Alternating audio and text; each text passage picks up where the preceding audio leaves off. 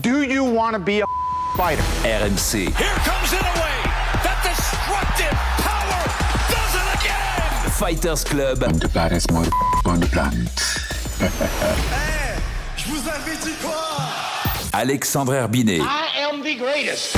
Bonjour à toutes, bonjour à tous et bienvenue au 319e numéro du RMC Fighter Club, un Fighter Club qui remonte dans la cage pour vous débriefer l'UFC 313 de ce week-end et la victoire, le sacre de Magomed Ankalaev, nouveau roi des moins de 93 kilos après avoir fait chuter la superstar Alex Poatan Pereira.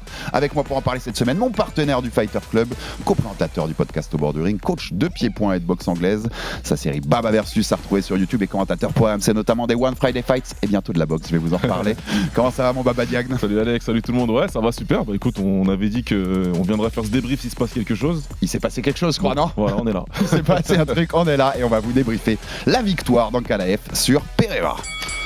On se disait que Magomed Ankalaev pourrait payer le prix fort s'il décidait de boxer avec Alex Pereira. Et on avait tort. Annoncé comme le plus gros test pour Poatan chez les moins de 93 kilos, notamment avec sa lutte, le Dagestanais a annihilé le jeu du Brésilien ce week-end à Las Vegas pour s'imposer par décision unanime au bout de 5 reprises et devenir le nouveau champion incontesté de la catégorie. Comment Ankalaev a-t-il fait déjouer Pereira? Que penser de la prestation du désormais ex-champion? Était-il assez bien préparé? Doit-on tout de suite voir la revanche? Le RMC Fighter Club débriefe le main event de l'UFC 313, le sacre du nouvellement appelé Big Time Hank et la chute de la superstar Poatan. Alors, petit instant promo d'abord, si vous voulez retrouver le débrief en images, puisque maintenant vous savez, il y a le Fighter Club Sunday présenté par Sacha Alix, c'est sur la chaîne YouTube RMC Sport, n'hésitez pas si vous n'avez pas vu le combat ou vous voulez revoir ces débriefs, mais en images, c'est dispo déjà sur notre chaîne YouTube. Et pourquoi je vous parlais de boxe? Petit clin d'œil à nos amoureux de la boxe anglaise, même si c'est un épisode sur les MMA, on sait que les auditeurs du Fighter aiment les deux sports. On sera jeudi aux commentaires, Baba, pour commenter Kenshiro et la boxe japonaise Kenshiro contre Akui, unification WBC, WBA Fly. Il y a Olasquaga Kyoguchi, super carte, c'est jeudi matin à Tokyo, 10h sur RMC Sport et vous aurez le plaisir d'avoir le duo aux commentaires pour le Japon. C'est cool, on va se régaler. Bah écoute, je suis super content. J'avais dit dans une interview toute récente que c'était quelque chose que c'était un gros objectif, c'était important pour moi, donc très très très content de pouvoir faire ça. Et je sais ton amour pour le Japon et les combattants de là-bas, mon amour pour le Japon et les boxeurs de là-bas. Vous allez avoir du love pour le Japon et ses combattants jeudi matin sur RMC Sport 1. Rendez-vous à 10h du matin. C'est parti, c'est fini pour l'instant promo. On passe bien sûr au combat, Baba. Comme d'habitude, on va finir un peu l'entonnoir en commençant sur le plus large, la décision. Parce que ça m'intéresse depuis ce week-end, Baba, parce que devant l'écran, j'avais très peu de doutes sur le fait que Ankalaev ait gagné 3-2. Désolé pour ce bug de fin de 5e round, indépendant de notre volonté totale. C'est pas de la faute d'RMC pour ceux qui m'envoient des trucs depuis ce week-end. On aurait été très content de tout vous passer. C'est le faisceau qu'on nous envoie qui a cassé au pire moment pour le coup. Donc j'avais pas bien pu voir la fin du 5 en live, mais je pensais que sur ce que j'avais vu jusque-là, je le donnais plutôt à Pereira. Parce que j'avais 3-2 Ankalaev qui gagne les 2, 3, 4 à mes yeux. Mais depuis ce week-end, je suis étonné, Baba. Parce que je vois énormément de gens mettre Pereira vainqueur 3-2. Exactement. Ariel Elwani, le journaliste MMA le plus connu de la planète. Des gens dont on respecte beaucoup la vie, je pense à Kyle, qui je parle sur les réseaux sociaux, Combat Chronicles. J'ai été voir, ça m'a intéressé à MMA Décision, c'est le grand site qui agrège toutes les cartes du public. Déjà, près de 50% des médias le donnent à Pereira, puisque tu sais, ils ont sur le côté, ils relèvent les médias et puis tout ce que les médias ont scoré. Il y en a 11 qui le donnent à Ankalaev, 9 à Pereira et un draw. Personne ne donne 4-1 à Ankalaev comme un des juges d'ailleurs. Personne sur tous les médias, sur la vingtaine de médias. Et après, il y a les 1500 cartes du public. Donc le public qui donne ce que lui a jugé. 57% pour Pereira. 57% du public sur 1500 cartes voit Pereira gagner 3-2. Je suis fou à me dire que c'est eux qui sont un peu fous. Même si le 3, qui pour moi est le round décisif en fait là-dedans, il est serré. C'est pas il est serré, Tu mets pas un Ankalaev, c'est sûr, il l'a archi dominé. C'est serré, mais je le vois quand même bien pour Ankalaev ce round. Ouais, moi j'avais scoré pour Ankalaev en live. Quand j'ai regardé, je lui redonne encore Ankalaev, même s'il y a pas mal de low kicks de Poatan, certes, mais c'est pas des low kicks vraiment marquants. On voit que c'est pas quelque chose qui fait des dégâts. On voit qu'Ankalaev il est pas spécialement gêné en fait. Et il y a peut-être une frappe significative qui est donnée dans ce round, et c'est Ankalaev qui touche avec son anglaise. Donc Là aussi, il faut s'écarter des stats tout de suite, parce que tu vois, quand tu regardes les stats de ces rounds, tu te rends compte que certains des low kicks, qui n'ont pas des frappes significatives plus que ça, sont comptés en frappes significatives. C'est toujours le problème des stats. On vous dit plein de fois dans cette émission qu'il faut se méfier des stats de CompuBox et compagnie. C'est la preuve qu'il faut s'en méfier. Donc non, moi j'avoue que j'ai du mal à comprendre. Après, le 3 il est serré si tu veux le donner à Powhatan, ok, mais quand tu regardes la physionomie du combat, comment ça s'est passé, je vois pas comment tu donnes ce combat à Powhatan. Il faut respecter aussi un petit peu le game. Je sais que c'est des mathématiques parce que tu vas scorer round par round, mais non, dans sa globalité, et quand tu regardes aussi comment se déroule le 3 avec la pression que met Ankalaev, le contrôle de la cage, parce que c'est un critère de notation, en fait, tu te rends compte que c'est lui qui est contre le combat. Tu as raison de le préciser, le MMA se score round par round, donc on va pas faire semblant que c'est pas le cas. Mais si tu regardes l'ensemble du combat, souvent, des fois on se le fait, ça Baba. Le vainqueur, c'est Ankalaev. Il y a zéro doute sur ça. Le vainqueur de ce combat, on se rappelle, quand on avait débriefé Ngannou Fury en boxe, on disait le vainqueur du combat de boxe, c'est Fury, le vainqueur du combat de façon globale, c'est Ngannou. Et là, c'est clair et net que Ankalaev a gagné ce combat. Après, il y a ce côté, on a souvent détruit le mythe, et on le détruira chaque fois qu'il faudra, Baba, de dire ce mythe qui dit où les gens disent il faut en faire plus que le champion si tu veux détrôner le champion. Ça, c'est faux. Quand le combat commence, la ceinture est en jeu, il n'y a pas de champion. C'est le vainqueur du combat qui gagne le combat. Je ne saurais même pas citer où, mais j'ai vu le truc poussé à l'extrême. Là, j'ai carrément vu écrit que il faut absolument stopper le champion. Le finir avant la limite. Et que du coup, c'est un match nul. Ouais, du coup, ça n'existe plus la décision. Donc là, on fait n'importe quoi, on invente des règles, si vous voulez. Mais à partir de là, le champion, il est invincible. Alors. Mais je vous cite ça parce que pour aller dans ce débat-là, dans le sens... Tout ce qu'on voit là, le nombre de gens qui voient 3-2 Pereira, le public sur MMA Décision, il y a un côté, tu penses, parce que c'est Powhatan. En fait, tu vois, c'est le fait que ce soit une telle superstar maintenant. Bien sûr. T'as toujours tendance sur un round serré, en tout cas pour beaucoup du public qui l'aime bien, à dire je le donne à Powhatan. Voilà, il voulait pas le voir perdre. La vérité, c'est que tu voulais pas avoir Powhatan perdre. Il a construit une mystique autour de lui, on l'a expliqué pendant la preview, qui fait que tu veux voir ce mec continuer à défendre sa ceinture tous les 4 mois, tous les 5 mois et être triomphant et gagner par KO. Sauf qu'au bout de très rapidement dans le combat, tu t'es rendu compte qu'on n'aurait pas ça aujourd'hui et que ça allait être compliqué. Après, tu comprends, c'est un biais que le public peut avoir par rapport à des stars qui sont sympathiques comme lui en plus, genre la star un petit peu controversée. Donc c'est vrai que tu as du mal, mais non, quand tu regardes le combat, il l'a perdu et pour moi, c'est relativement clair. Ouais. Et ça nous permettra d'ouvrir un débat un peu plus tard dans cette émission sur le manque de stars à l'UFC aujourd'hui. Et c'est pour ça aussi, je pense que beaucoup voulaient voir Powhatan parce que c'est un des visages de l'UFC aujourd'hui. Il faut un nom. Si tu parles que pour les fans français, il faut un nom pour qu'on reste réveillé. Tu vois. Un petit peu, on est bien d'accord. Mais on va y venir un peu plus tard, on va rester sur le combat. Je le disais dans l'intro, mais à culpa. Si vous écoutez quand on avait parlé de ce combat la semaine dernière, moi j'ai dit, s'il veut boxer, s'il affirme qu'il veut boxer avec Powhatan, s'il le fait, c'est qu'il peut passer une soirée très courte pour le coup. En fait, si tu m'avais dit avant le combat qu'il y aurait une décision unanime pour Ankalaev sans le moindre takedown réussi, je t'aurais pas cru. Ouais, pareil. Mais qui aurait cru ? Ouais, c'est exactement. Il nous a beaucoup surpris. Je commence par ça avant de rentrer dans les détails. Défaite de Powhatan ou victoire d'Ankalaev ? Ce qui va nous permettre d'ouvrir sur tout le reste. Je sais ce que tu vas répondre. Moi, tu me connais, c'est toujours la victoire d'un combattant. Il faut respecter faut respecter le game, il faut respecter les combattants. Il faut respecter Ankalaev.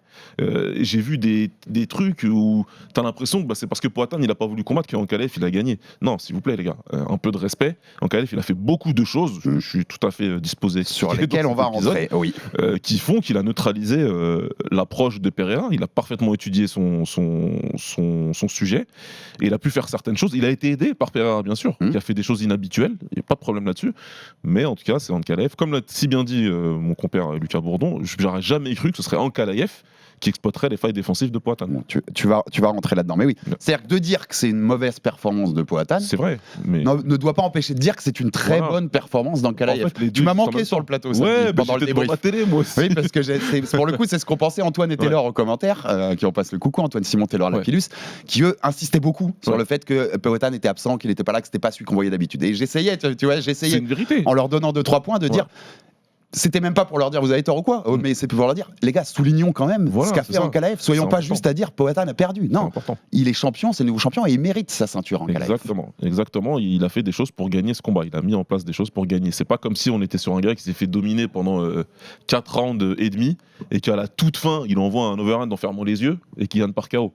Là, tu dis, ok, non, là, il s'est passé pas mal de choses dans le combat qui font qu'Ankalaev, il a eu du succès et ça mettra son crédit. Les deux choses peuvent exister en même temps. Il a vraiment sous-performé, Pereira, ça c'est clair, en dessous des attentes de tout le monde.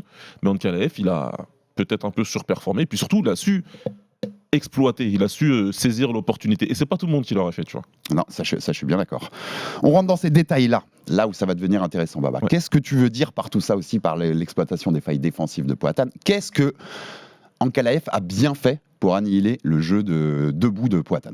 La première chose, c'est qu'il s'est autorisé à mettre la pression constamment. Ouais. Et c'est quelque chose qu'il faut faire contre Poatan. Le seul autre combattant qu'il a fait dans la cage depuis que Poatan est arrivé à l'UFC, c'est Adesanya. Adesanya le savait. Adesanya sait que Alex, il a des problèmes quand il recule beaucoup en ligne. Donc il se retrouve vite contre la cage.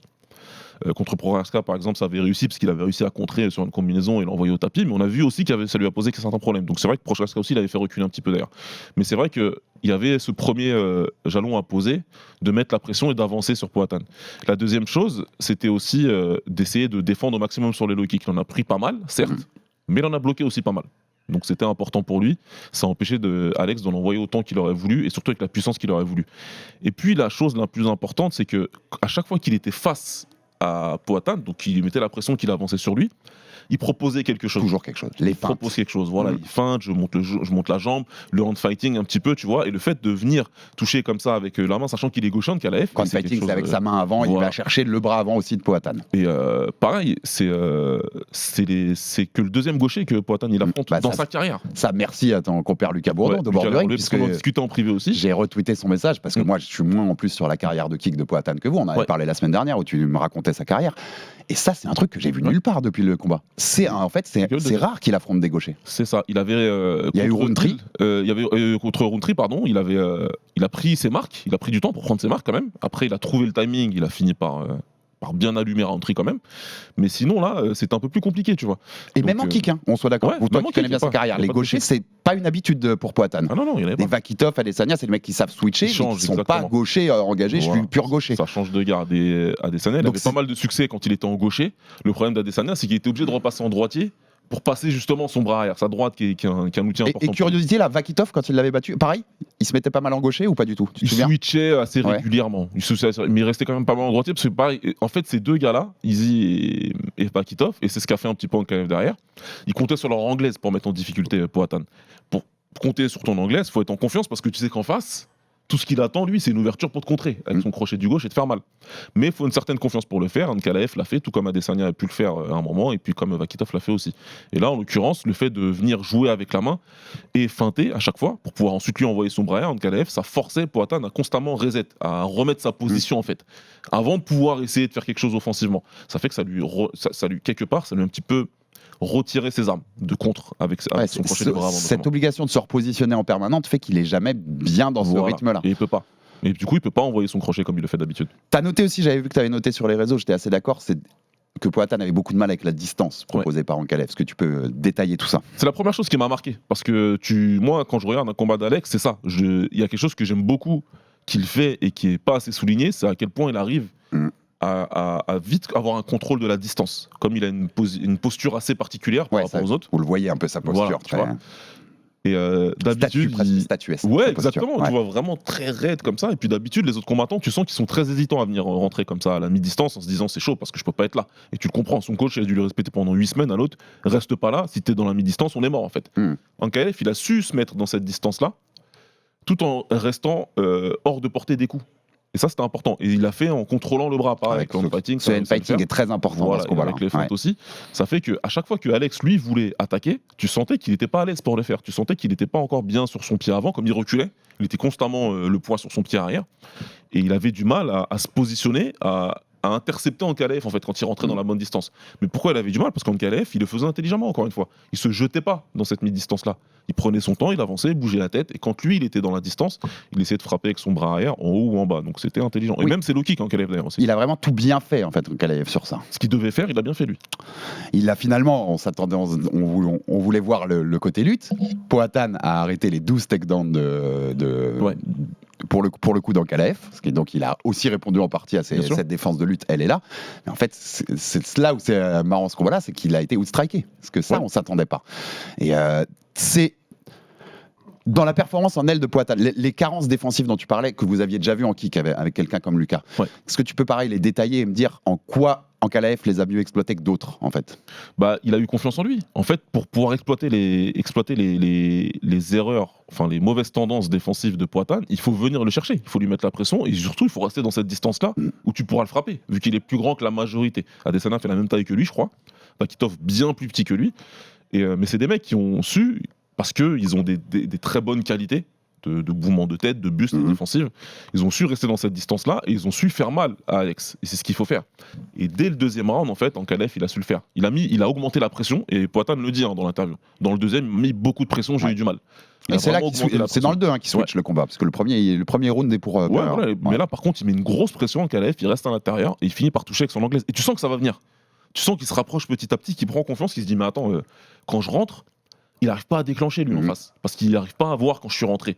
Donc maintenant je peux déclencher. Il commence un petit peu au corps, il voit que ça fonctionne, il remonte à la tête et il finit par l'ébranler. Il commence à mettre des combinaisons. Même. Voilà. Et là le truc contre Alex, il faut travailler en combinaison. Si tu joues comme un peu l'a fait Roundtree à un moment, à envoyer un seul coup, il va être tranquille Poatan. Il va utiliser ses mouvements de buste, il va esquiver, il va contre-attaquer. Il va remise. Sauf qu'il a toujours du mal à voir le deuxième ou le troisième coup. C'est ce qui se passait avec Adesanya quand sur le 1-1-2 par exemple, qu'il envoie au tapis. Et ensuite quand il le met KO la deuxième fois. Donc c'est toujours quelque chose qu'il a eu ça. Voilà, c'est des combinaisons. Il a toujours eu ces problèmes-là. Il a perdu contre des mecs en kick qui étaient très bons sur les combinaisons aussi, qui envoyaient en combinaison. Donc c'est quelque chose, je pense, qui était très bien étudié par Ankalaev. Et c'est pour ça que je dis qu'il faut lui donner ses fleurs. C'est parce que ça peut pas venir de nulle part. Ouais, complètement, je suis d'accord. Et en fait, le résumé global de tout ce que tu dis, ce qu'on dit depuis tout à l'heure, Baba, quand même l'impression, il a annihilé les points forts de Poatan et il a imposé les siens. Moi, en tout cas, c'est ce que j'ai dit en live sur Twitter. C'est assez rapide, mais c'est assez. C'est pour ça que j'ai du mal un peu avec cette affaire de. Il a juste pas combattu Poatan. Il faut qu'il se passe quelque chose pour qu'il combatte pas. Oui, c'est ça.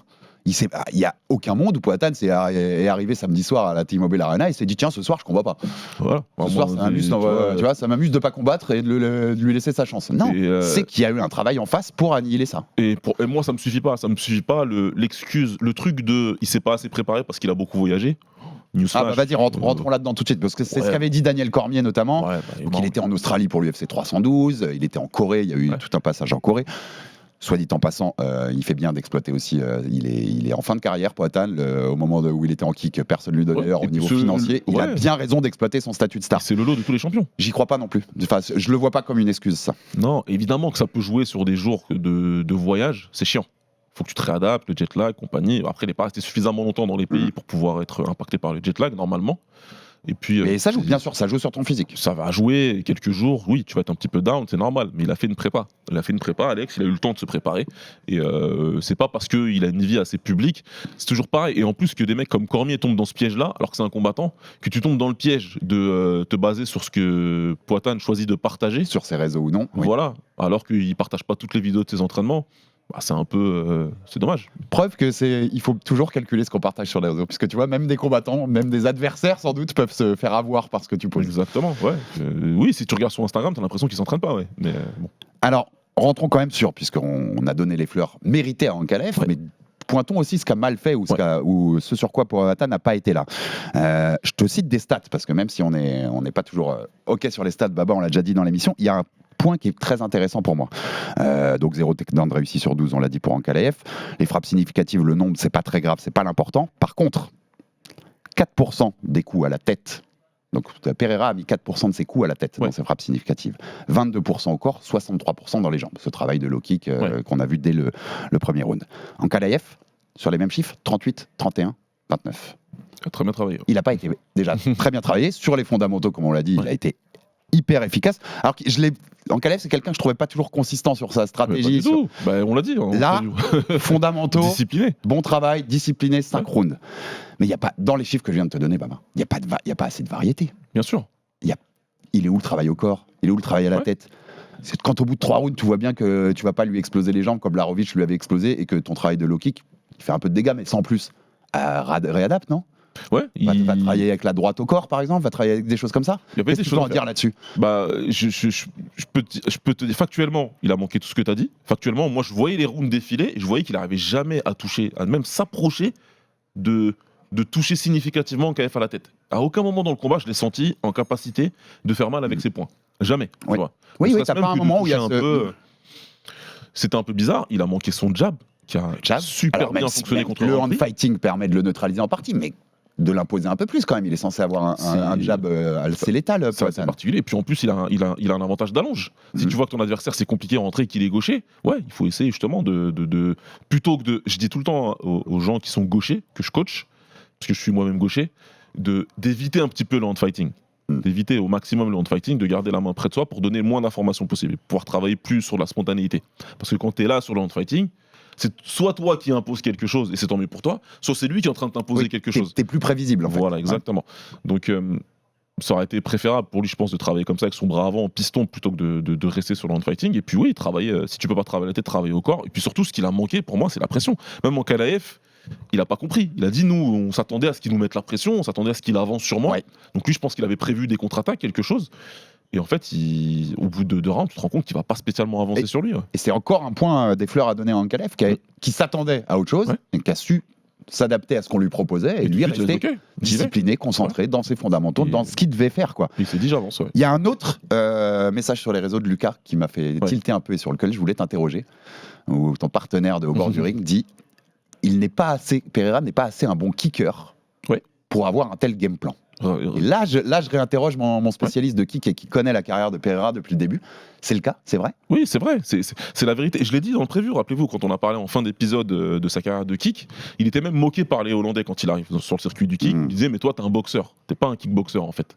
Il a appris derrière à envoyer les jambes. Et il y a eu un beau pied de nez, parce qu'il avait mis KO le mec qui était le plus critique sur ça, Jason Wilnis, avec un high kick, puis un genou sauté. Pour lui dire, alors tu vois, maintenant, le petit tiens, maintenant je suis arrivé. Chèque, comme on dit.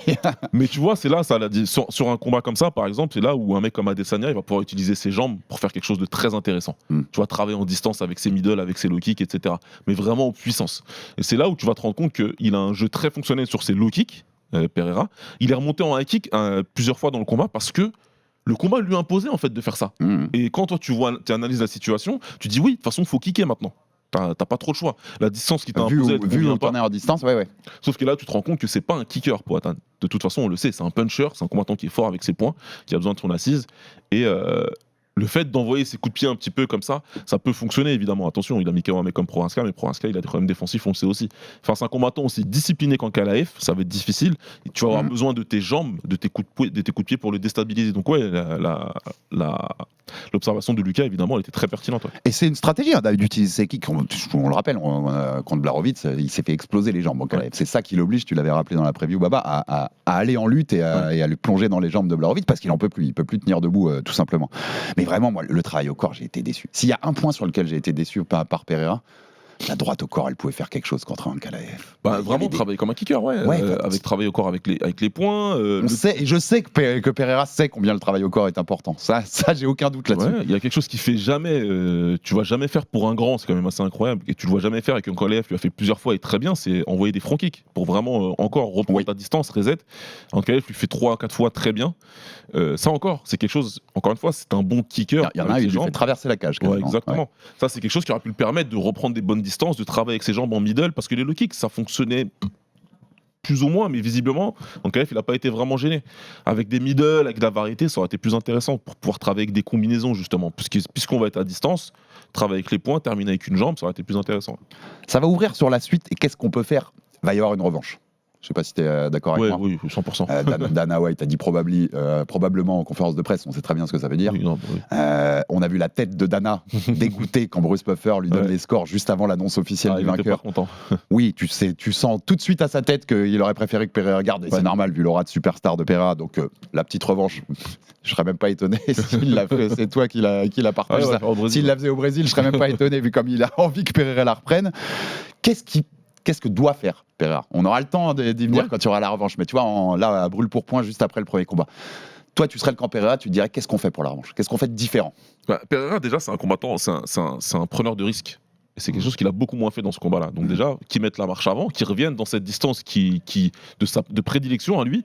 Mais là, tu as l'impression qu'il voulait pas être dans cette distance-là. Alors, il faut qu'il soit dans cette mi-distance pour frapper, pour faire mal, pour mettre KO. Donc, il faut qu'il retravaille. Et donc, il s'est trompé de combat quand même, Pereira. Ouais. On le répète, on répétera toujours. Ankalaev a mérité sa victoire. Il y a plein de fleurs à donner. Mais il s'est trompé de combat, lui. Je sais pas si je peux dire qu'il s'est trompé de combat. Ce que je peux te dire, c'est qu'il a fait un mauvais combat, en tout cas. Est-ce que c'était conscient ? Ou là, je te dirais, dans ce cas-là, il s'est trompé. Ou est-ce qu'il a juste subi les événements, tu vois ? Oui, ce qui peut arriver aussi. Voilà, tu vois, c'est là où moi je me dis. C'est le sport, ça va vite. Exactement. Ouais. Mais en tout cas, il va devoir. Imposer entre guillemets sa faveur, comme il a pu faire sur ses derniers combats vraiment, et rester dans une distance où il va pouvoir piéger son adversaire, feinter, prendre le contrôle des opérations, taper rapidement comme tu l'as dit au corps, parce que c'était disponible.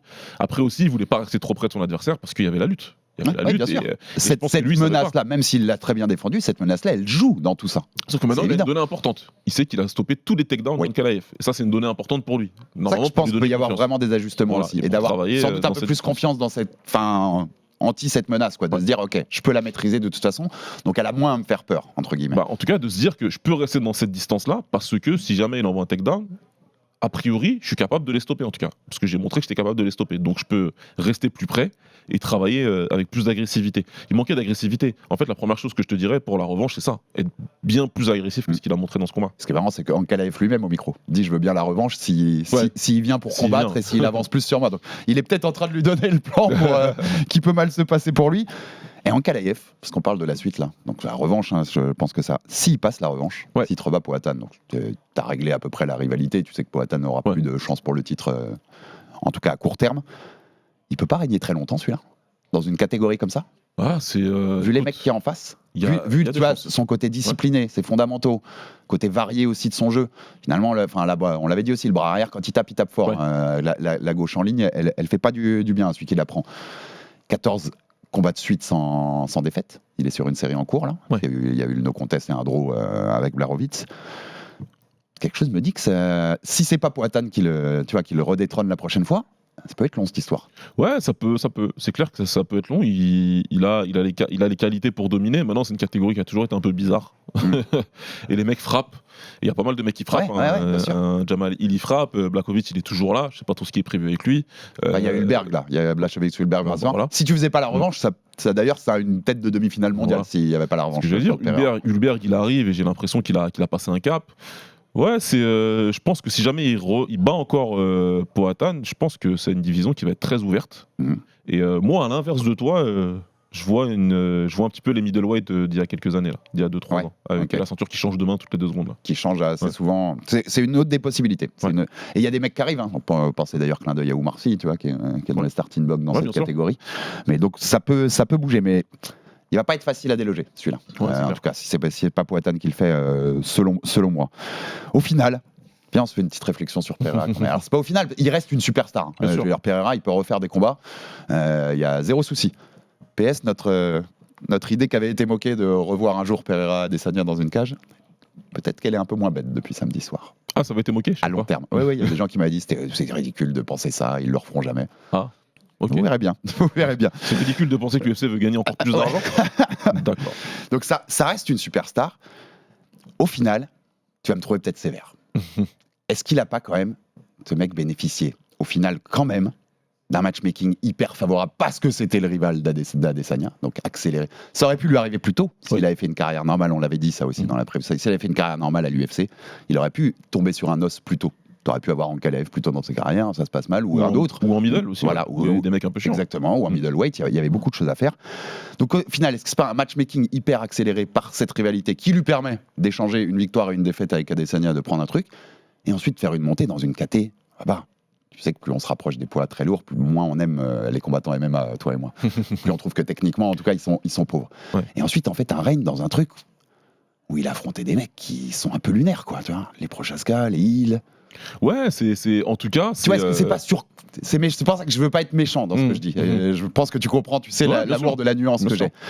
Mais est-ce qu'on n'a pas surcoté vachement, en fait, son règne? Parce que c'est une superstar, parce qu'il met des KO spectaculaires et que tu avais envie de le voir combattre. En fait, c'est ça. En fait, il faut juger son règne à sa juste valeur, dans le sens où il nous a donné beaucoup de choses, beaucoup de spectacles, beaucoup d'images fortes, des KO contre Hill, des KO, etc. Enfin, il y a eu des choses. Ah, il vraiment, restera dans la légende, c'est évident. Ça, c'est clair. On l'appelait la nouvelle bête mythique pour une raison, c'est évident. Ce run faisait qu'il. Waouh! Voilà. Et même si comparaison n'est pas raison, si tu dois regarder avec ce que les autres double champs ont fait, on n'est pas dans la même planète. Mais on l'a dit en preview aussi.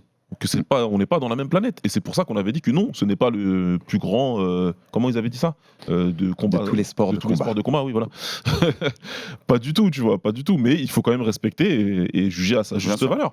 Mais c'est vrai que. Bien sûr qu'il a un matchmaking favorable. Bien sûr que oui, personne ne peut dire le contraire. Et il combat Izzy au bout de 3. C'est son 3e combat, je crois.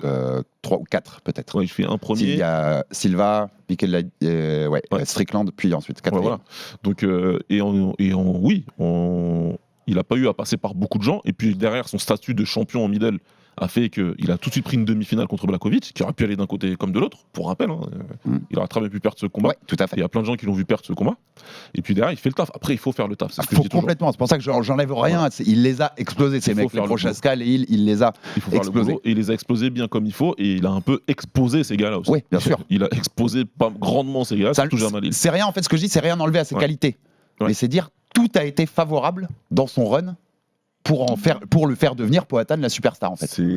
Et il a fait le boulot. Rien à lui C'est la, reprocher là-dessus. c'est la loi de Murphy, mais dans le bon sens pour Poatan. ouais. Voilà, tu vois, tout s'est bien passé. Tout ce qui devait bien se passer, c'est absolument bien passé pour lui. C'est génial. Maintenant, il a une défaite et va avoir l'occasion de prendre sa revanche rapidement en plus. Donc son histoire, elle est même pas finie. Non, bien sûr, loin de là. Et voilà. Mais oui, c'est vrai que. Mais il y avait, c'est paradoxal, mais voilà, il y avait. Je pense que le public était en mal de stars, était en mal de gros profils. Et il avait fini par prendre cette place-là. Et c'est aussi pour ça qu'il y a plein de gens qui ont scoré le combat pour lui, parce qu'ils se sont dit, mais non, pour une fois on avait enfin un gars, ça fait longtemps qu'on n'avait plus, il n'y avait plus de Connor, il n'y avait plus de Ronda, il n'y avait plus de machin. Là, en plus, en le On a faisant besoin de très quelqu'un. très court, on avait Ouais. dit ces défenses hyper rapprochées avec des KO Tu spectaculaires. le voyais tout le temps. Ah oui, forcément, t'as même pas le temps de te remettre de son dernier, il est déjà là à remettre un KO. Donc ça joue pour faire gonfler cette aura immense de stars. Ça va nous permettre d'ouvrir le dernier débat là-dessus, Baba. Ouais. Merci pour la passe D. T'es bon là-dessus, t'es bon. Et qui va avec la tête de Dana White quand il apprend le résultat et pas content. qu'il ne cache absolument pas son côté. Ah, je suis dégoûté parce que je voulais que Pereira reste. Je pense, ça fait longtemps qu'on regarde l'UFC tous les deux, Baba. Je pense que on est au plus bas point, selon moi, tu me diras ce que tu en penses, en termes de star power. Ouais, Depuis que je suis ce sport, ouais, c'est clair. je bien pense sûr. qu'en termes de niveau de star des mecs qui le font, on est au plus bas qu'on n'a jamais été. Et l'UFC vaut beaucoup plus que n'importe quand dans toute cette histoire, dans tous ces 20 ans où on a C'est regardé la ça. plus haute valeur marchande là, de l'UFC actuellement. Ouais. Qu'est-ce qu'on en fait de ça? Parce qu'à court terme, il n'y a pas de danger. Ils continuent de gagner de l'argent, continuent de remplir des salles. Si vous voyez, j'ai regardé les prix à Montréal pour l'UFC 315, pour le title shot de Manon. C'est une dinguerie. C'est une J'ai vu dinguerie. des prix parce que c'est Jawed qui a partagé l'information. Ouais. Je dis pouf. Non, mais c'est fou, vraiment. Et donc, cette machine, la grande machine UFC, elle continue de marcher, elle marche très fort. Et si tu es actionnaire ou tu vois les patrons de TKO, d'Endeavor et de l'UFC, tu es très content de ce qui Bien se sûr. passe. Mais à long terme, faut bien recruter des nouveaux fans. Les fans, tu les as par les stars. Ouais. Quand Brock Lesnar est arrivé, Arthur, le producteur, on en parlait en off avant l'émission, il a ramené tellement de gens. Ouais. Quand Connor est devenu ce qu'il est devenu, il a ramené des gens. Quand Ronda est devenue ce qu'elle est devenue, elle a ramené des gens. Faut surtout pas minimiser ce qu'a fait Ronda Rousey sur ça. Ouais. Dans 10-15 ans, ça peut devenir un proche. Je dis pas que ça va l'être, parce que tu peux aussi, peut-être qu'il y a des stars qu'on connaît même pas qui vont émerger dans quelques temps. Ouais. Et s'ils le veulent vraiment, l'UFC a toujours été capable d'en fabriquer. Bien sûr. De mettre une machine au service de fabriquer. Narration, tout ce qui va avec. Mais on a aussi beaucoup expliqué ici, Baba, dans plusieurs épisodes, combien je pense pas qu'ils veuillent refaire des Conor McGregor. pas, non. Parce que ce mec avait tant de contrôle, ça les embête en fait. Ouais. Même John Jones aujourd'hui, ça les embête, ils peuvent pas beaucoup faire ce qu'ils veulent. Qu'est-ce qu'on fait de tout ça, Baba? C'est un danger à moyen long terme en fait? Bah écoute, moi je pense qu'ils sont là où ils voulaient être tout simplement. Et que Dana White, il peut pas bouder. Il peut pas bouder parce qu'il a mis tous les éléments en place pour arriver à cet état de fait. Il a fait tout ce qu'il faut. Il a eu des stars, il en a profité. Puisque quand Connor fait son combat contre Mayweather, il en profite allègrement, Dana White. En tout cas, l'UFC en profite allègrement. Ensuite, ils se sont rendus compte que ça pouvait être plus problématique qu'autre chose. Parce que leurs superstars, la majorité de leurs superstars, ça se finit mal au niveau hors combat. Ouais. Tu regardes Jones, tu regardes Connor, etc. Ronda qui a décidé de prendre sa retraite du jour au lendemain. Non, moi je pense que c'est le modèle vers lequel on se dirige tout simplement, et ils vont pouvoir naviguer avec leur nouveau sport, parce que maintenant ils font la boxe, et ça va moins les emmerder, parce que même si demain il y a une star qui se crée par accident et qu'elle a des velléités de boxe contre une autre star, ils diront pas de problème, on va te le faire, mais au même prix qu'on te le fait à l'UFC en fait. C'est une des conséquences de l'ouverture de l'arrivée de TKO dans la boxe. Hein. Ouais. Quand un mec de l'UFC voudra... C'est terminé, de toute façon on le devinait ça, mais il n'y aura plus jamais de Mayweather McGregor. Le Je vous le dis tout de Night, suite. il est terminé pour les combattants Parce que de l'UFC. tu veux boxer, TKO boxer. Il n'y a pas de problème. Et ce sera à ce prix-là. Par contre, c'est dans ton contrat. Oui. Donc, c'est le même prix. Exactement. C'est 30K. Non, je rigole. C'est plus que ça, mais tu vois ce que je veux dire. Ouais, bien sûr. Donc, écoute, je sais pas. J'ai pas un avis aussi. Je suis pas. Non, je pense pas que ce soit noir ou blanc, ce débat-là. Voilà, c'est ça. Vraiment Moi, pas. je me dis qu'ils ont fait ce qu'il faut pour arriver là où ils veulent aujourd'hui. Ils n'ont pas de star. Certes, aujourd'hui, le roster de champions, pour eux, il n'est pas sexy. Il faut le constater. Il n'y a qu'un seul champion américain. Et c'est le moins actif, probablement, du roster. Ouais. C'est le problème parce que ça reste Et on l'a vu samedi, ça reste une organisation historiquement américano-brésilienne, Ouais. l'UFC. C'est comme ça, c'est eux qui l'ont créé, Ouais. c'est le public majoritaire dès les débuts, le plus de combattants, là tu vois sur la carte. Si tu avais autant de Français qui gagnaient sur un numéroté à l'UFC, on en ferait on ferait la fête pendant 3 mois. Bah, là, t'as des Brésiliens, ils enchaînent, t'as que des victoires à la suite dans un numéroté qui est même pas au Brésil, Ouais. tu vois. C'est une orga comme ça. Si tu vas dans la rue aujourd'hui, aux États-Unis, le MMA a toujours été quand même un truc de niche. Ça n'a jamais été mainstream au point de la NFL, de la NBA ou des choses comme ça. Mais quand tu allais dans la rue à l'époque, Lesnar, Jones, Silva, tu avais une chance qu'il y ait des mecs qui savent de qui on parle, à peu près. Va dans la rue aux États-Unis et va demander qui est Ankalaev, qui est Belal Mohamed, qui est Merab Valishvili, même qui est Ilia Topuria au final. Tu vois? Ouais, y a pas, t'es pas garanti. Alors sur ouais, 10 le modèle personnes, il marche. voilà. La star c'est l'UFC, le poster de l'UFC 300 où t'as pas un mec, t'as juste le logo, Ouais, de voilà. leur gars. La star c'est leur gars. Mais si à un moment t'arrives plus à ramener des gens parce que c'est la star qui attire les gens, à long terme ça peut être problématique. Oui, je pense que ça sera problématique à long Peut-être terme. pas dans le mais, business. Mais... Voilà, en tout cas, continue, ça fera toujours des dollars, je pense, mais ça peut être problématique à long terme. Maintenant, eux, ils le voient pas comme ça, et ils Mais t'as arrivent à ne pas re-signer des combattants sous prétexte que c'est pas assez spectaculaire. Oui, je parle bien de Taylor. Rendez-vous mercredi. Rendez-vous mercredi. dans le Mais Fighter d'autres, Club. il n'est pas le seul dans ce cas. On parle de Taylor, mais tous les mois, il y a des mecs qui se font couper comme ça. Tu te dis, mais, ou qui ne sont pas renouvelés le contrat, en tout cas, qui ne sont Ouais, pas c'est intéressés par re-signer le contrat de ces gars-là. Et là, tu comprends pas pourquoi. Donc, et en même temps, on garde des mecs un peu parce qu'ils ont une fanbase, parce que voilà, parce qu'il est américain, parce que je sais pas quoi. Mais t'as raison que c'est ce qu'ils veulent. Parce que moi, c'est ce qu'ils tout veulent. le modèle qu'ils construisent aujourd'hui, même les side fees, j'en avais déjà parlé ici, c'est-à-dire que ce modèle de pay-per-view que vous avez eu en Australie, que vous aurez à Montréal, qui est en fait un modèle assez clair maintenant. Ouais.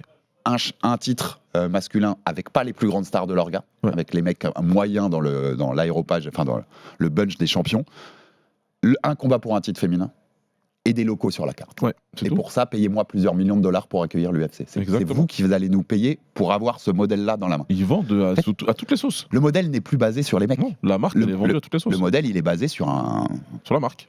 C'est presque un programme, tu vois, c'est un programme prédéfini. Vous aurez ça, vous aurez ça, vous aurez ça, vous aurez une ceinture dans votre truc. Peu importe qui c'est. C'est une marque à Pas grave. vendre. Vous aurez une ceinture UFC et c'est ce qui compte. C'est l'UFC qui sera dans votre ville et vous allez nous payer très cher pour venir faire ça. Et c'est ce que fait En vrai, à leur place, je pense que je fais pareil, hein, je te jure. C'est ce que fait la WWE et tout. Donc, À leur place, je fais pareil. Bah, si tu parles de business, Si bien t'es un sûr. pur. C'est pour ça que je dis à leur place, tu vois. Je m'enlève le côté vraiment. Je suis businessman, je suis à la tête de l'UFC, mais c'est parfait ce qu'on fait, les gars. Pour l'instant, moi, ça me va. C'est le légendaire Omar Dia qui te le dirait, ancien co-host du podcast Octogone avec Samir Bourrez, que je passe le bonjour à tous les deux d'ailleurs, je sais qu'ils écoutent. If it makes dollar, it makes sense. Ouais. C'est tout. Et donc c'est pour ça que c'est vrai que là, dans le modèle actuel, ils n'ont pas besoin de stars. Et en plus, ils ont un nouveau mécène, visiblement, parce que s'il met des ronds dans la boxe, il en mettra dans le Oui, MMA. t'inquiète pas. Ouais. Jusqu'ici, Dana White, il est content. Alors oui, il n'est pas content là de voir Poatan partir. Pourquoi je pense qu'il n'est pas content en vrai ? C'est parce que je crois que, si je dis pas de bêtises, ils rentrent là dans l'année de renégociation de leurs droits. Des droits, Voilà. oui. Des droits américains, donc. Voilà. Donc, ESPN pour l'instant. et ça, mais- c'est clair que oui, avec ESPN, tu as besoin de stars, évidemment. Ça, c'est normal quand même, parce qu'ESPN, ils vendent des stars. Ouais. C'est leur marque de fabrique depuis toujours, c'est comme ça. Donc c'est sûr que c'est moins sympa si quand tu vas t'asseoir à la table, tu regardes le roster de champions et c'est des Ankalaev, des Valishvili, Oui. etc. Et je te disais tout à l'heure, First Take, qui est l'émission du matin d'ESPN. Ouais. Quand même plus bandant de pouvoir parler de Poatan, Pereira ou de Jones ou de McGregor que de devoir parler une nouvelle fois de Merab Valishvili ou Ah de. bah, il se prendra pas la tête, il fera une minute sur Valishvili oui, et tu tu vois. repartira sur Draymond C'est rien Green contre qui Merab, dit tu vois, n'importe quoi. rien contre les Bien sûr qualités que des oui. combattants que j'ai dit, Mais qui non, sont des mais super combattants. Vous savez Mais très bien qu'ici, nous, on est pro-combattants et Voilà. pro-sportifs. Donc de toute façon, Mais là, c'est on le fait cas. des constats. Le Star Power, ça existe dans ces trucs-là. Bon, il y a un autre gros avantage à cette défaite de Poatan. Là-bas. C'est que tu peux plus faire que Aspinal pour John Jones. Ah Maintenant, t'es au pied du mur, John Jones. Ouais. Soit tu lui donnes enfin ton combat au champion intérimaire, soit tu libères cette ceinture et tu laisses vivre la catégorie et on fait Aspinal Gann pour la ceinture avant la fin de l'année. Ouais. C'est vraiment le point positif que j'ai vu de ce combat-là, parce que s'il avait gagné, bien sûr que le Jones-Pereira a été une possibilité aussi, sûr, aussi de tout ça. Un petit mot sur le co-main quand même, Baba. Ouais, T'as bien fait le sûr, tour, t'avais rien d'autre à rajouter Non, sur le non, main, je on crois est bon. qu'on a été complet, ouais. Et parce que je l'avais pas dit au début quand on faisait les jugements, le 3, qui est celui qui fait beaucoup parler pour ceux qui donnent 3 de Pereira, les 3 juges le donnent à Ankalaev. Ouais, Pour les 3 Ankalaev, juges, ouais. c'est le 5 que les juges font switcher entre les deux. Exact. Le 3, pour eux, il y a peu de doute, comme nous, on l'a dit pour nous. Ce Gedji Fiziev, c'était une revanche. On attendait retour des deux hommes aussi dans la cage qu'on n'avait pas vu depuis longtemps. On attendait du spectacle. On l'a eu, Baba. On a eu gros spectacle. Super combat. Ouais, c'était un très très bon combat. Fiziev, il était prêt Franchement, c'était l'interrogation.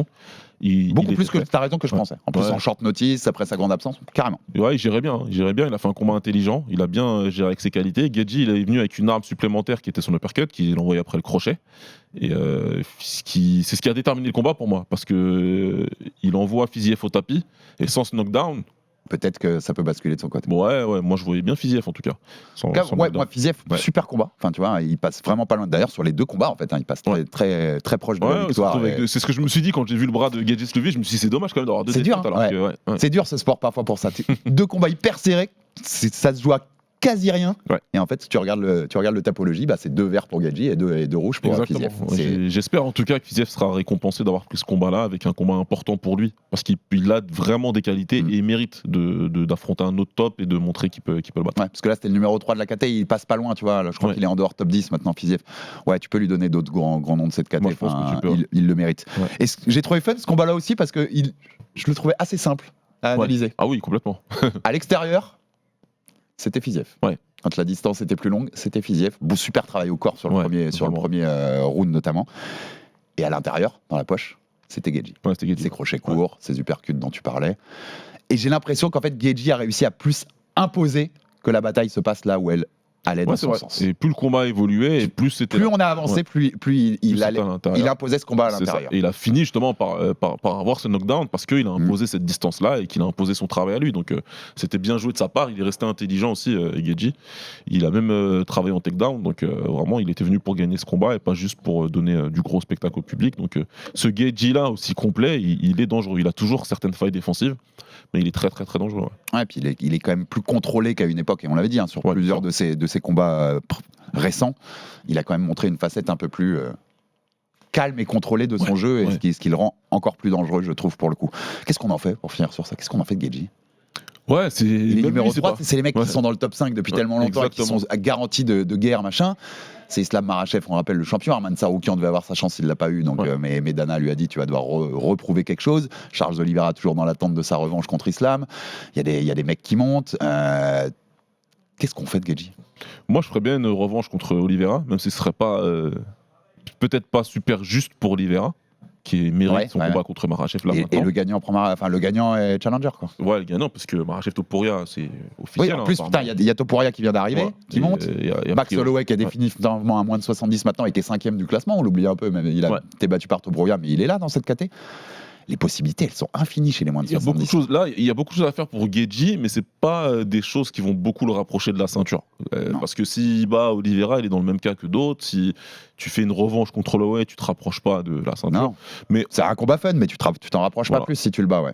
personnellement, en tout cas, si j'étais dans son coin, si j'étais dans son équipe, vu l'image actuelle des poids légers, sachant que visiblement c'est Topuria qui challenge contre Makhachev pour la ceinture, en tout cas ça a été officialisé ou quasi officialisé. C'est beaucoup teasé, en tout cas. Ouais, voilà, à sa place, je demande ma revanche contre Holloway. Hein. Parce que c'est quand même une image. C'est l'image forte de l'année dernière. Et si j'avais eu envie d'une chose, ça aurait été de reprendre ça. Ouais. Donc écoute, vu que c'est un petit peu figé de l'autre côté, Pourquoi et que pas le Holloway faire? vient d'arriver, viens, on refait la revanche. Ce qui est d'ailleurs même intéressant pour Holloway, dans l'idée, puisque Gedji est au-dessus de lui au classement, aussi Clairement. de se dire, moi, Holloway se dit, voilà, si je reprends une victoire, je continue de grimper aussi pour me rapprocher d'un possible combat contre Makhachev un jour, enfin tu vois. Ou contre Pour le Holloway, c'est champion. important. Pour Holloway, c'est important parce que ça lui permettra de jumper au-dessus de tous les autres, de Oui. tous les contenders qui sont chiants. Qui sont, On sait, cette voilà, catégorie, tu vois. c'est ce bloc un peu entre 3 et 6, Il y a des tu mecs vois. durs, Ouais. très durs, et tu vois, si tu viens, tu reprends Gedji, que tu le bats encore, ça te permet d'esquiver tous les mecs de 15 à 5-4, tu vois. Tu sais que ça peut vite être le bordel, cette caté. Ah ouais. Parce que si Paddy Pimblett bat Chandler, Oula, par ouais, exemple, c'est vrai en plus. avec le côté star de Paddy qu'on aime ou pas, mais qui est évident, Ouais. il commence à rentrer dans des discussions, tu vois, à des trucs, et va y avoir beaucoup de monde dans les discussions et Il y a plein de choses. combinaisons Encore une fois, il y a possibles. plein de choses qui doivent se passer. Poirier doit faire son combat de Paddy bat retraite. Chandler, il faut que tu lui donnes un mec au-dessus. Ouais, hein. c'est ça. Et au-dessus, il n'y a plus que tous les noms qu'on vient de citer Ouais. là. Il y a Poirier qui doit faire son combat de retraite, on ne sait pas encore c'est contre qui. Est-ce qu'ils vont lui donner un combattant, Mhm. est-ce qu'ils vont risquer un combattant qui est un des tops et qui perd alors que Poirier s'en va, ou est-ce qu'on va dire non, on va lui donner un showcase, donc on lui redonne Holloway, enfin tu vois. Ouais. De toute façon, pour le showcase, c'est toujours Holloway, c'est Ouais. l'avantage. Ouais. Je sais pas, cette division, elle est comme d'habitude excitante et plus que jamais. Ouais, mais tu vois, par rapport à. Je sais qu'on en a déjà parlé dans cette émission, je trouvais que depuis quelques années, elle était très figée avec ce bloc Ouais. Gedji, Poirier, Ah oui, Chandler, les mecs, ils Oliver, veulent pas lâcher, hein. et où c'était un peu. Et d'ailleurs, c'est aussi par leur qualité, parce que souvent, quand les mecs sont arrivés pour essayer de les déloger, eh ben, ils les ont battus. À commencer par exemple par Benoît contre Dustin. Mais je trouve que là, elle bouge bien. Elle commence à m'exciter plus qu'avant. Elle se remet en mouvement et ces mecs-là, de toute façon, elle se met en mouvement. Là, ils arrivent à 36-37 ans, les mecs. Oui, ils vont pas encore gagner beaucoup. Et derrière, il y a tous les gars qui sont prêts à arriver. Ouais. Dernier point, t'as autre chose sur Gadget Fiziev qui t'intéressait ? Non. Dernier point sur cette UFC 313 et on vous rendra la main. Il est réglé le débat du KO de l'année, Baba ? Mauricio Ruffier, son coup de pied retourné sur Bobby Green. Sur King Green. Sur King Green, ouais. C'est ça, on peut pas être garanti, mais il va falloir aller chercher très fort. Il va falloir faire fort, coup de pied retourné, en général à la tête, KO, en plus walk-off, quasiment KO. Donc, il tombe, c'est quasi un face plant. Il n'a pas cherché à faire du grand impact, il savait qu'il allait gagner. T'as la photo iconique là où il est au-dessus, comme ça. Ça va être trop dur, ça va être très très très dur de battre KO là. Et ils font du bruit, hein, les Fighting Nerds quand même. Hein. Ce team-là. Grosse team, on en avait parlé. C'est brésilien. Et c'est pour l'instant, il n'y a rien qui les fait reculer ou qui. Ils se sont pas encore pris une bonne porte dans la tête, quoi. Non, pour l'instant, ça monte. Comme je t'avais dit, Jean Silva, quand tu le vois dans la conf, plus ils le mettent contre Bryce Mitchell, c'est très malin pour faire encore augmenter son côté star. C'est parfait. Ça devient des mecs incontournables, quoi. Moi, je suis l'UFC, si tu veux, en tout cas, créer de la hype. Moi, à chaque fois qu'il y a un des mecs de la Fighting Nerd qui combat, je paye un billet d'avion à tous les autres combattants de la team. Et tu les as tous avec les lunettes en bas. Ils viennent tous. Et puis surtout, il faut qu'un de ces gars tombe contre un gars d'une autre team. Et qu'on crée, je te l'ai dit, il faut qu'on recrée une BTT contre Shoot et Box. Ouais. C'est le moment. Je veux te dire, c'est marrant que tu cites ça parce que dans les idées que j'avais sur ça, quand je me disais, on dira un petit mot sur les Fighting Nerds, faites un teuf, les gars. Ouais. Avec eux. Ouais. Les gens regarderaient, mais à l'aise. Peut-être pas un format d'ailleurs classique du teuf, je sais pas, trouver un truc, mais faites-moi un truc autour d'eux. Mettez-moi les Fighting Nerds avec des jeunes qui montent et tout. Il y a un truc à faire très intéressant. Tu peux même faire un espèce de non officiel team Fighting Nerds versus le reste du monde ou un truc comme ça. Ouais. C'est faisable de les faire combattre sur une même carte. Après, bonne chance au coach, mais c'est faisable.